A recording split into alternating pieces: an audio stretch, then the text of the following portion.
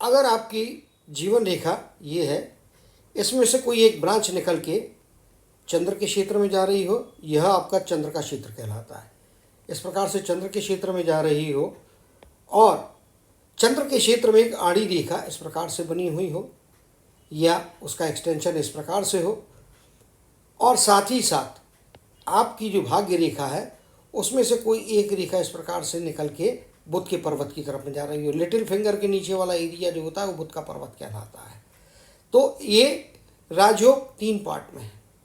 Part number 1 ये हो गया, पार्ट नंबर 2 और ये हो गया पार्ट नंबर 3। पार्ट नंबर 1 जो होता है ये बताता है कि आप अपने जन्म स्थान से जितना अधिक दूरी पे जाएंगे, जन्म स्थान पे रुकेंगे तो इसका कोई फायदा नहीं होगा। और कर्म आपको करना है तो सिलेक्शन आपको करना होता है। ईश्वर ने बुद्धि दी है, ठहराना आपको होता है। आप अपने जन्म स्थान से जितना दूर जाएं, यानी कि फॉरेन में जाएं, तो फॉरेन में रह के आप काम करेंगे, नौकरी करेंगे, अपना काम करेंगे, उससे आप करोड़ों रुपए, अरबों रुपए कमाने की योग्यता रखते हैं। दूसरे प्रकार का राजयोग, यानी कि ये वाला राजयोग है, इसमें रेखा इस प्रकार से सीधी बनी हो या थोड़ी नीचे की तरफ में आ रही हो, तो इसमें आपको फॉरेन के ट्रैवल्स होते हैं या टूर्स एंड ट्रैवल की आप कंपनी खोल लेंगे या इंपोर्ट एक्सपोर्ट का काम करेंगे, जिसमें कि आप अपने सामान को तो बाहर भेजते ही रहेंगे, लेकिन उसके साथ में आपकी विदेश की यात्राएं होती रहेंगी।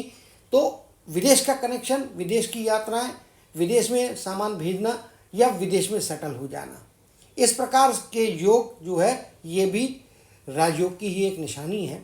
और ये आपको फॉरेन की करेंसी, विदेश का पैसा करोड़ों अरबों में कमाने की योग्यता देता है। साथ ही साथ अगर आपकी भाग्य रेखा में से निकल के कोई भी एक रेखा इस प्रकार से बुध के पर्वत के ऊपर में जा रही है, तो यह अगर ये तीनों ही चिन्ह आपके हाथ में बने हैं तो फिर आपको विदेश में जाके अपना बिजनेस ही करना चाहिए। विदेश से जुड़ा हुआ कोई बिजनेस, यानी कि इंपोर्ट एक्सपोर्ट का करना चाहिए, टूर्स एंड ट्रैवल्स का करना चाहिए, वो फ़ायदा कराएगा। अगर ये तीसरी योग रेखा भी आपके हाथ में बनी है तो ऐसे व्यक्तियों को नौकरी नहीं, बिजनेस ही करना चाहिए।